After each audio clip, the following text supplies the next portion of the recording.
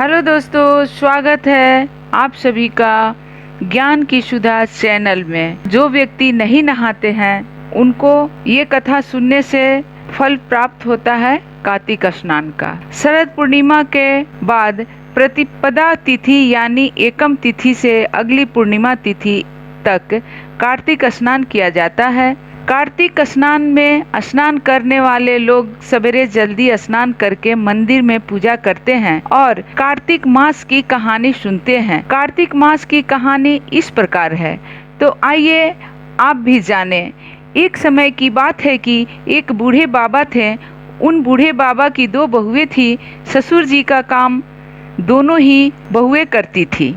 उस दौरान जब कार्तिक मास आया तो ससुर जी कहने लगे कि बहू, मैं कार्तिक स्नान करना चाहता हूँ। तो बड़ी बहू ने सुनते ही मना कर दिया और कहा कि आपके कार्तिक स्नान का काम मुझसे नहीं होगा, आप छोटी बहू से कह दीजिए। इसके बाद ससुर जी छोटी बहू के पास गए और कहने लगे कि बहू, मैं कार्तिक नहाना चाहता हूँ। छोटी बहू सीधी साधी थी। उसने कहा कि जी पिताजी, आप बताएं मुझे क्या करना होगा। इसके बाद ससुर जी कहने लगे कि ज़्यादा कुछ नहीं करना बेटा, रोज़ मेरे नहाने के लिए पानी भर देना, मेरी धोती धोकर सुखा देना और दोपहर का खाना बना देना।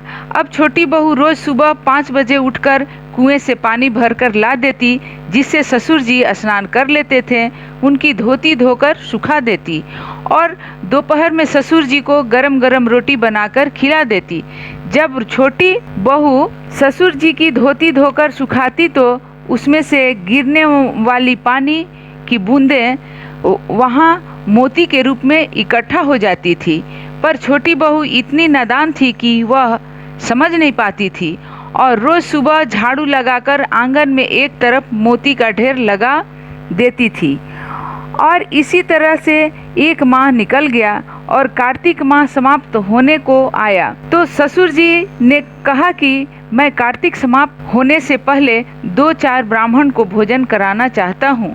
छोटी बहू बोली, पिताजी मैं खाना बना देती हूँ और फिर आपको खेत से बुला लाऊंगी। बहू खाना बनाकर ससुर जी का खेत से बुलाने जाती है और कहती है कि पिताजी, मैंने खाना बना दिया है, आप घर चलकर ब्राह्मण को खाना खिला दें और खेत की रखवाली कर लेती हूँ। यह सुनकर पिताजी घर को चले जाते हैं। अब छोटी बहू सोचती है कि कार्तिक महीने में ब्राह्मण को तो खाना खिला रहे हैं और खेत में से चिड़ियाओं को उड़ा रहे हैं। राम जी की चिड़िया, राम जी के खेत।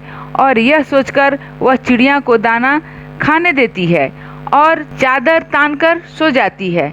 जब चिड़िया दाना चुंग रही थी तो जो दाने जमीन पर गिरते हैं वह हीरे मोती बन जाते हैं।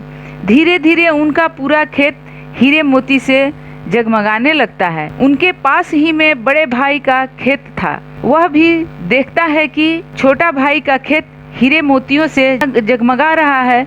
बड़े बेटे से रहा नहीं जाता है। वह अपने पिताजी से पूछता है कि इसका क्या कारण है। पिताजी कहते हैं कि बेटा, हम पर तो कार्तिक महाराज की कृपा हुई है। बड़ा भाई जाकर अपनी पत्नी को सारी बात बताता है।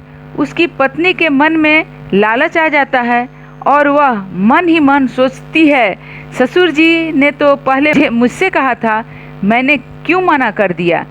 अब वह साल भर इंतजार करती है और जब कार्तिक महीना आने वाला था तो जाकर अपने ससुर जी से कहती है कि पिताजी, आप इस बार कार्तिक स्नान नहीं करेंगे। ससुर जी कहते हैं कि बेटा, इस बार मैं कार्तिक स्नान नहीं करना चाहता हूँ, अब मेरी उम्र हो गई है। ऐसा सुनकर बड़ी बहू चिढ़ जाती है और गुस्से में कहने लगती है कि आपने छोटी बहू को तो माला माल कर दिया, अब मेरी बारी आई तो कहते हैं कि मेरी उम्र हो गई है।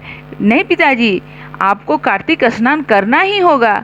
ससुर जी थक हार कर हाँ कर देते हैं। बड़ी बहू हीरे मोती के लालच में ससुर जी का बहुत ख्याल रखती है। सवेरे कुएं से पानी भरकर उनके लिए भर देती है। उनकी धोती धोकर सुखा देती है। धोती सुखाते वक्त उसे निचोड़ती नहीं थी, जिससे ज़्यादा पानी गिरे और ज़्यादा मोती इकट्ठे हो।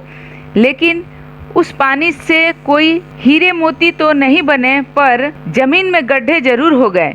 इधर कार्तिक माह समाप्त होने को आया तो उसने ससुर जी से कहा कि पिताजी, एक ब्राह्मण को न्योता दे देती हूँ। और वह जल्दी से खाना बनाकर ससुर जी को बुलाने खेत पर गई और खुद खेत की रखवाली करने लगी। खेत में कोई भी चिड़िया दाना चुगने आती तो वह उसे भगाकर कहती कि कोई भी चिड़िया एक भी दाना मत खाओ, अभी वह सब मेरे हीरे मोती बनने वाले हैं। धीरे धीरे शाम हो गई और शाम तक उसके खेत में कोई भी हीरे मोती का ढेर नहीं बना, बल्कि उसके खेत की फसल की बालियां में दाने ही नहीं रहे। तो वह ससुर जी के पास लड़ने पहुंची। तब ससुर जी ने कहा कि बहू, तूने तो देखा देखी पैसे के लालच में मेरी सेवा करी, जबकि छोटी बहू ने तो निस्वार्थ भाव से मेरी सेवा की थी, इसलिए उसे कार्तिक महाराज की कृपा मिली। और तूने देखा देखी करी, लालच करा तो तेरी फसल भी खराब हो गई। हे कार्तिक महाराज, जैसे आपने छोटी बहू पर कृपा करी वैसा ही आप सब पर करना, और जैसे बड़ी बहू पर करी वैसी किसी पर भी न करना।